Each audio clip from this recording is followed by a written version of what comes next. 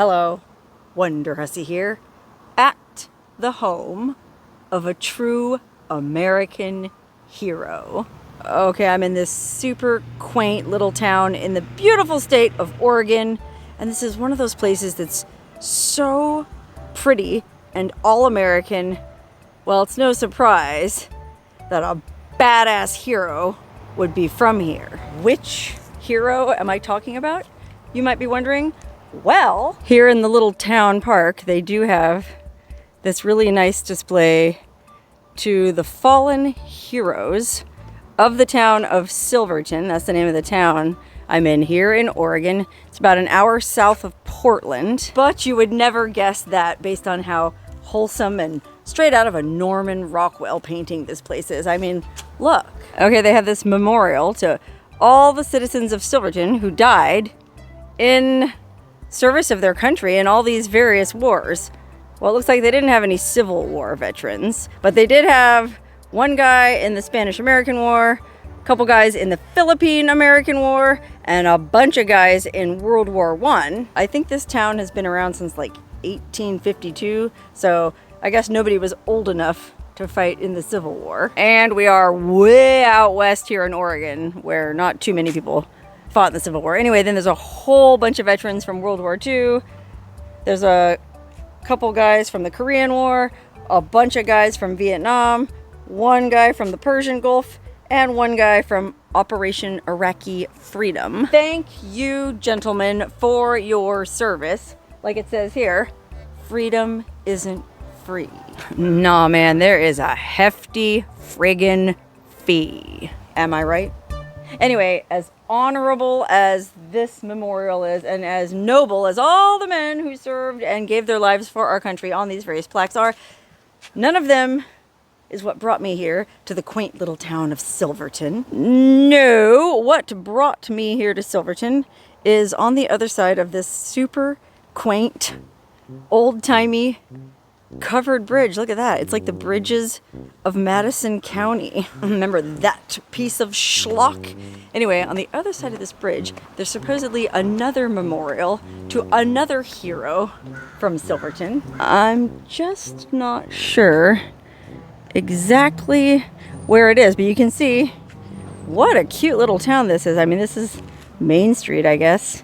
All the little stores, some of these buildings in the historic district going all the way back to, what does this say? National Historic District 1885 to 1935. Straight out of Norman Rockwell's prime era. Anyway, fortuitously, this is what I came here to see. Okay, right here in the old National Historic District downtown, there's this amazing mural showing a dog, a real pretty collie dog.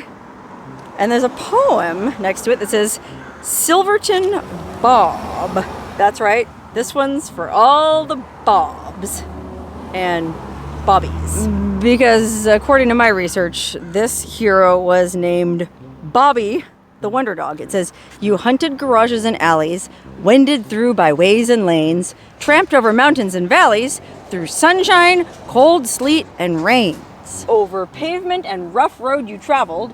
An automobile was your quest. To find it along with your master, you headed for home and the West. Arriving here, footsore and weary, tramping near 3,000 miles, your master was tickled to see you and greet you again with his smiles. Okay, if you haven't figured it out by the poem, this was Bobbie the Wonder Dog, or at least that's what he was dubbed by the media. Maybe the family who owned him just called him Bob, but he became famous because of this amazing journey he had, okay? I guess the story is, over 100 years ago in 1923, that's right, way back in 1923, when this was probably a much smaller little town, still had this National Historic District. In fact, 1923 was right in the middle of those dates, so gosh, it must have been so cute here in 1923. It would have made you want to puke. Anyway, back in 1923, there was this family who lived in Silverton, and they had this collie named Bob or Bobbie, and they had two little girls. I guess they lived a very idyllic Norman Rockwell kind of a life, and one of these cute little houses on one of these cute little streets. Oh, I'm telling you, this place is pure Americana. Anyway, mom, dad, 2 little girls, and this beautiful collie dog all set out one August day to drive to visit family members in Indiana. That's right, in 1923, it was no easy feat to drive cross country, let alone from Oregon all the way to Indiana. Well, I guess some of their family members lived in Walcott, Indiana, which is sort of south of Chicago, western Indiana. They decided to drive out there and visit their family members. And so they loaded everybody into their car, the 2 little girls, the mom, the dad, all their luggage, and Bobbie, and they set off across the country. And gosh, in 1923, I want to say there weren't even paved roads the whole way. I think I read a lot of it was dirt roads, and there's mountains you have to cross to get from Oregon to Indiana. I mean, it was rough in one of these old-timey cars. I think I read that it took them 7 days to get there, which imagine, I mean, driving from Oregon to Indiana, I think it's like 2,500 miles. Nowadays, most people would do that in maybe 2-3 days. I guess 2 days if you're driving all night, if you're one of them truckers on meth. But back in 1923, well, due to the fact that there weren't very good roads, if any roads, and the fact that the cars were real old-timey, you could only go about 45 miles an hour, 15 miles an hour. According to one article I read, they could only go about 15 miles an hour. And so Bobbie rode on the sideboard, the running board there on the old-timey car. Okay, you know how like in the Grapes of Wrath, the old-timey cars had that really wide running board. And so I guess the dog kind of rode along on the running board and would jump off every now and then and just sort of run alongside the car, since it was only going 15 miles an hour. And they continued like that for 7 days, driving all the way across Oregon, across Idaho, across, what comes after Idaho? Montana? Oh gosh, I already forgot. North Dakota, South Dakota, Nebraska, whichever way they took. The dog followed along, and every night they would make camp. I guess 1923, there weren't even really motels. I mean, the car was very new in 1923. Not everybody had a car, and it was kind of new technology, so it wasn't like today where there's Motel 6 every freeway exit and gas stations every, you know, it was a much harder trip to take. So they planned it out, and they stayed at these tourist camps, which I guess were kind of like campgrounds that you would car camp in, and the dog stayed with them every night, and everything went fine until they finally arrived in Walcott, Indiana. And unfortunately, they went to a gas station to gas up before going to visit their family. They only had a few more miles to go. But at that gas station, 3 local dogs saw Bob, or Bobbie the Wonder Dog, and they didn't like this strange West Coast dog coming in their turf, and they chased poor Bobbie away. That's right, poor Bobbie got chased away from this gas station by these 3 vicious local Indiana dogs. You know what they say about them Indiana dogs on them Indiana nights. Anyway, they chased poor Bobbie off, and after the family finished gassing up and were ready to go the last few miles to their family's house, well, they couldn't find him anywhere. And this was a beloved member of their family. They just traveled halfway across the country with this dog. They're not about to just leave it at some gas station because they've got to get going. They only had a few more miles to go. They looked all over the place. They kept calling Bob or Bobbie, but man, the dog never came back. And so eventually it started to get dark, and I'm sure the little girls were crying because they loved that dog. I think the dog was about 2 years old when this happened, and they'd had him since he was a puppy. So the girls were really close to the dog. I'm sure they were crying. Maybe even the mom was crying. Hell, maybe even the dad was crying. Back then, maybe men were more in touch with their feelings than we give them credit for. Anyway, as much as they cried and looked around and called for the dog, Bobbie never came back, and they couldn't stay there all night. And so the parents, finally, the dad said, well, listen, guys, I'm sorry, but we have to keep going. And so they did. They got in the car, and they drove away, and they left that gas station, and they left poor Bobbie behind. And then they went the rest of their trip. I think it was only a few more miles to their family's house, and they spent a few days visiting their family members. But then after a few days, I mean, according to what I read, they drove halfway across the country. It took them 7 days to do it, just for a few days visit. But anyway, when the visit was over, they got back in the car, but this time without poor Bobbie riding along on the sideboard or running alongside the car. Gosh, it must have been a real bummer of a trip home. I mean, I don't know if you've ever lost a pet. I mean, lost a pet, not had a pet die, but if you've ever lost a pet, I don't know how long it takes you to sort of forget about it, but I can't imagine that it would happen that quickly. I mean, they were only visiting their family members for a few days, so it's probably still pretty fresh in especially the little girls' minds. And so I'm sure the whole way home, they probably looked out the windows and probably called at regular intervals, Bobbie, Bobbie, just on the off chance that the dog might randomly hear them and come running over and jump up on the sideboard and hop in the car and go the rest of the way back to Oregon with them. But unfortunately, they made it all the way back here to Silverton without Bobbie. Poor little Bobbie was gone for good. Or was he? Because guess what? This is like one of the most feel-good stories of all time, and it just makes sense that such a feel-good story would have happened in such a cute little all-American Norman Rockwell town. That's right, you probably already guessed it. The following February, so what was it, August to February? August, September, October, November, December, January.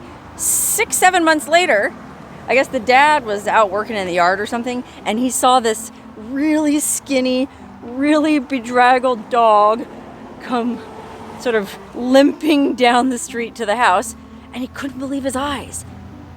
Bobbie? It was Bobbie! Bob, I'm still not quite sure what name he was known by before he became famous, but let me tell you something. After the story broke of Bobbie's amazing journey, and that's right, you probably guessed, this dog walked all the way from, well, there's a map here on the wall, all the way from Walcott, Indiana, which is somewhere, gosh, I want to say Walcott is like somewhere right there. I gotta zoom out. Somewhere like right there. This dog, I guess, followed the scent of the family all the way back across Illinois, Iowa. Well, I guess we don't know for sure what route Bobbie took, Nebraska, South Dakota, probably whatever route the family took in the first place, because I guess that's what dogs do. They follow the scent. You know, dogs have really good smell, and he knew the scent of his people. You know how bloodhounds track criminals and they can train those dogs to find dead bodies, cadaver dogs? Well, dogs just have a really good sense of smell, and so apparently, I guess they interviewed all the people at the different gas stations and tourist camps that they had stayed at on the way there and back, and they all reported having seen this dog just, you know, I guess he was like a week or so behind the family, trotting along, going from gas station to gas station, camp to camp, looking for his family. Isn't that the cutest story ever? And I guess they said that he would stop along the way anytime he saw like a family camping or a gas station or a house. He would stop, and of course people would see this cute little dog and they would give him food. Like, there's a picture here of him in front of an ice cream shop. I guess he wandered in there and one of these fine ladies probably hooked him up with a big bowl of vanilla ice cream. And, you know, he stopped at all these campsites and families probably gave him wieners that they were roasting, or he stopped at farmhouses along the way on the plains, and the plains people, you know how they make those hearty farmhouse meals, so they probably threw the dog a nice biscuit, gravy, some sausage. I mean, his journey it really wasn't that bad at first. I mean, it was August when he was lost.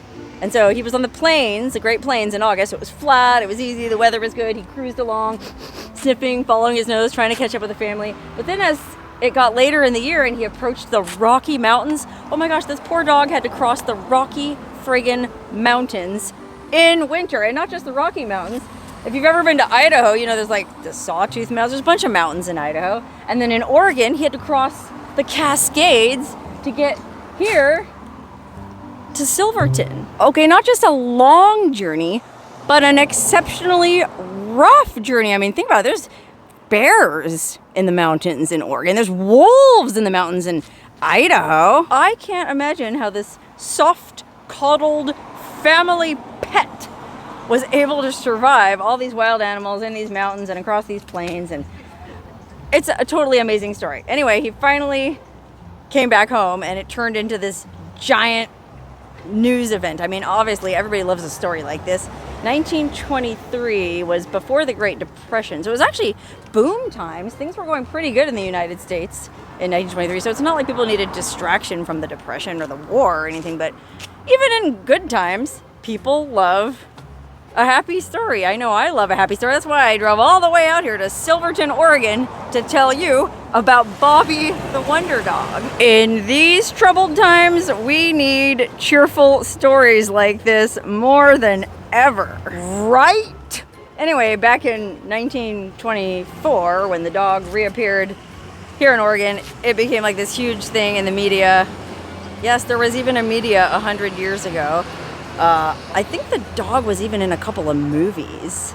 That was when the movie industry was just kind of coming into being. And so the famous canine star of the time was Rin Tin Tin. You guys remember Rin Tin Tin? He was this beautiful German Shepherd movie star dog that actually had a very interesting story of his own. Side note, Rin Tin Tin was found as a puppy on a battlefield in France in World War I. Some American GI, I think, American GI, rescued this little puppy out of this bombed out kennel and brought him back to the United States, and somehow this dog turned out to be exceptionally attractive and had a great personality and became this movie star, Rin Tin Tin. Anyway, Rin Tin Tin came to visit Bobbie the Wonder Dog, and I don't know if they got him to like hang a medal around Bobbie's neck or what, but Bobbie the Wonder Dog got the royal VIP treatment, especially after he was featured on Ripley's Believe It or Not. I guess Ripley's Believe It or Not, well, I was gonna say I had a show back then, but there wasn't television even in 1924 when Bobbie came back in 1924. There was no television, so I don't know, maybe Ripley's was just a museum or like an attraction at boardwalks. I don't know. Anyway, Ripley's did some story about the dog, as did a bunch of newspapers. Here's a reprint of the Silverton Appeals story from February 22nd, 1924. Dog returns after long trip. Bob, the big Scotch Collie dog belonging to Mr. and Mrs. G.F. Brazier. Oh, okay, so I guess the dog's name was Bob until Bob became famous, and then they started calling him Bobbie the Wonder Dog. Isn't that always the way it works? They put you on a treadmill and they make you change your name. Oh, I don't know. I guess Bobbie was just catchier. Anyway, look at this. Bobbie, the Wonder Dog from Silverton, in the moving picture, The Call of the West. That's the movie they made about Bobbie's journey, I guess starring the actual Bobbie. And it says here, oh yes, the dog will be here himself with his master too. Children's matinee, Tuesday at 2 p.m. So I guess the dog and his master made personal appearances at the showings of this movie so that all the little kids got to see him in person and I guess pet him. I was gonna say take pictures with him, but I don't even think people really had the ability to take pictures of themselves in 1924. I feel like cameras were a pretty big deal and you had to go to a photo studio to get a picture taken. I mean, things have really changed in the 100 years since Bobbie, or Bob, the Wonder Dog, traveled 3,000 miles across the country from Indiana to Oregon. But then as now, it's the kind of story people really like. Can you imagine if something like this happened today? People would go bonkers, man. The dog would be viral. People would be sending the dog all kinds of gifts. Oh, look, speaking of that, I guess that this is a reproduction of some of the fan mail. Look at this. The dog was getting fan letters. Bobbie the Wonder Dog, Silverton, Oregon. As a matter of fact, I think when the family was trying to retrace Bobbie's journey, they kind of put out the call, I guess, in newspapers. That was really the only mass media of the day was newspapers. I guess everybody read the newspaper. I guess they listened to the radio too. So either way, they put out the call on the radio and newspaper, whatever. Hey, if you fed or sheltered Bobbie on his journey back west, let us know. We're trying to retrace his steps. And so people did reach out and say like, oh yeah, I run this gas station and you guys camped here. And then a few days after you left, the dog showed up. And so I gave him a meal and then he continued on his way. And so they were sort of able to piece together the incredible journey of Bobbie the Wonder Dog. And no, the movie The Incredible Journey has nothing to do with this story. I looked it up. The Incredible Journey was that Disney movie. It was a book first in like the early 60s, a kid's book.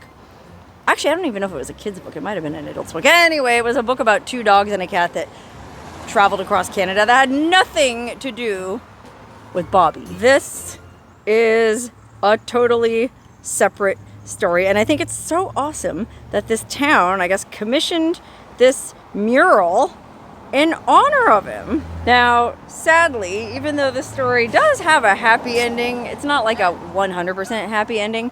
I guess the dog was in pretty rough shape when he finally came straggling back into Silverton after 3,000 miles and crossing all these different mountain ranges, and I guess he'd been injured pretty significantly in a couple places. In fact, I guess he went up to Portland first before heading south here, and a woman in Portland took care of him for quite a while, like nursed him back to health, but he still had, I guess, wounds, or he had suffered quite a bit on that trip.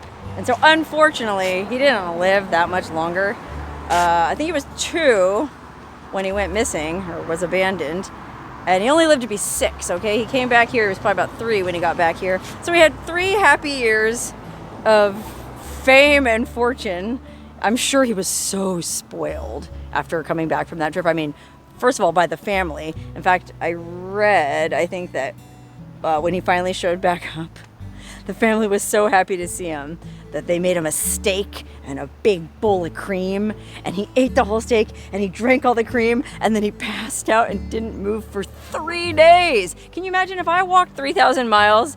I'd probably do the same dang thing. And then I'm sure all these other dignitaries that were celebrating Bobbie's amazing feat also gave him treats. I mean, I'll bet you sponsors were sending them free bags of dog food, and butchers were sending him the choicest cuts of meat, the juiciest bones.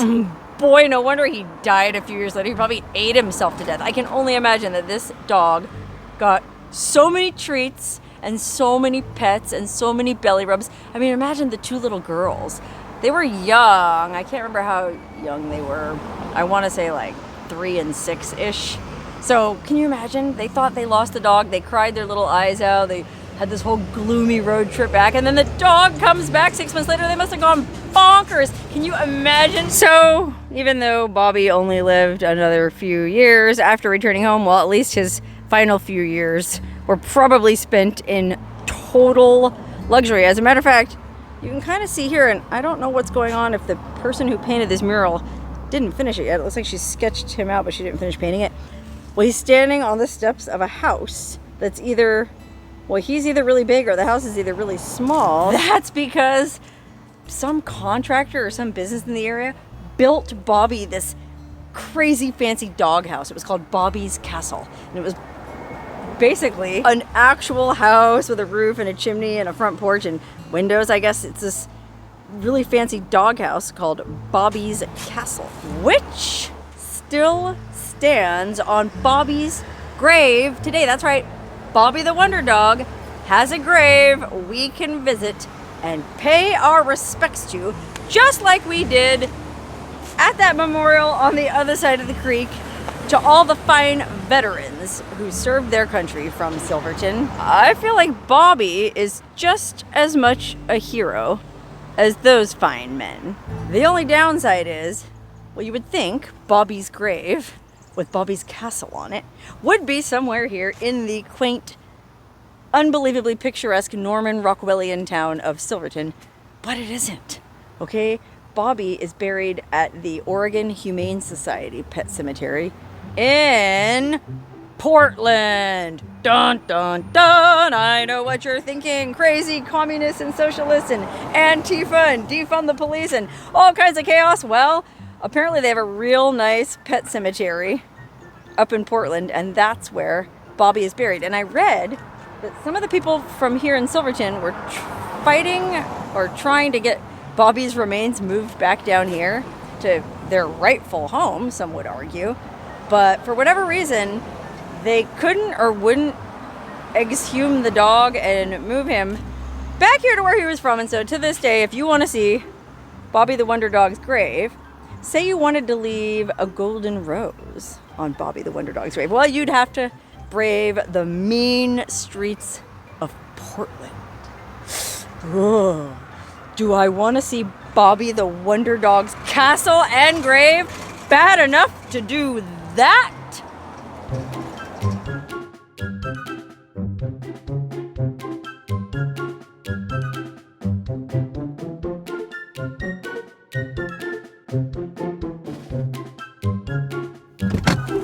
Okay, that wasn't too bad. I didn't see a single Antifa member or a single protest. Just a bunch of folks going about their business, living their best lives. Okay, we're here at the Oregon Humane Society, where supposedly Bobbie the Wonder Dog's grave and castle can be visited. Okay, come to find out, you can visit Bobbie's grave.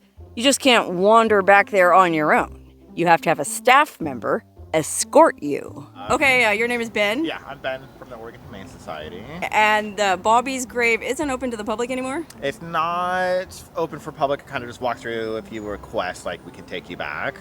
Generally, as long as we're not like super busy, but we can bring public back to kind of meet him. We appreciate you taking the time to let us see the grave. My pleasure. Thank you. So yeah, down here, and I was saying this is our rose garden. It was an award-winning rose garden at one point. It was really nice of Ben to take the time to show me around what turned out to be the oldest and largest pet cemetery west of the Mississippi, tucked away behind one of the nicest and best-kept animal shelters I've ever been to.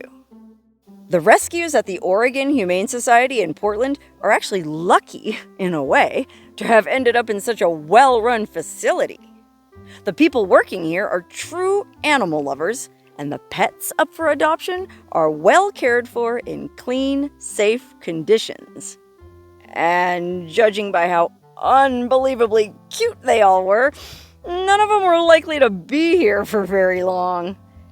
I'm telling you, if you live in the Portland area and have been thinking about getting a pet, I filmed this video on Friday, September 19th, and as of then, there were plenty of adorable animals to choose from. I could have wandered around looking at the puppies and kittens all day long, but I'd come to see Bobbie the Wonder Dog's grave, so I had to stay focused.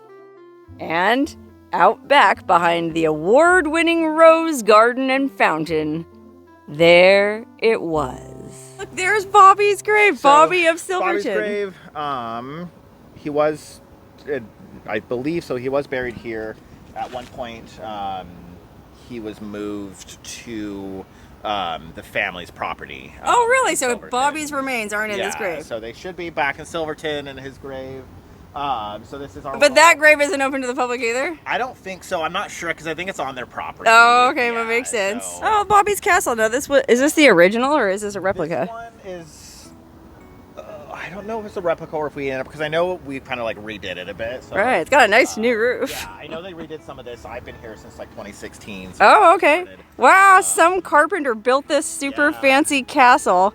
I mean, that's the least you can do for a dog that walked 3,000 miles. Yeah, exactly. We love uplifting stories like this because there's so much negativity going on if you watch the news right now that a story like this, I just feel like it's something everybody can enjoy. Right. So thank you, Ben. I really appreciate you letting us back here. Oh my God. It was so hard to look at all those adorable puppies and kittens and not leave with like 10 of each, but hey, I'm traveling.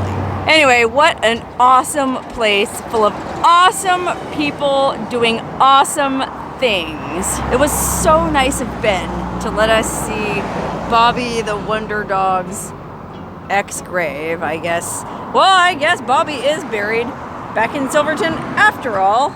Unfortunately, I guess on private property, so we wouldn't have been able to visit the grave either way. But hey, listen, if you happen to live in the Portland area and you might have room in your heart and home for a furry friend, come check this place out. Anyway, hope you enjoyed the positive and uplifting story of Bobbie the Wonder Dog and the awesome folks at the Oregon Humane Society. It's like I always say, sure, there's plenty of bad stuff going on in the world right now, but there's also plenty of good stuff. So stay tuned for more good stuff to come.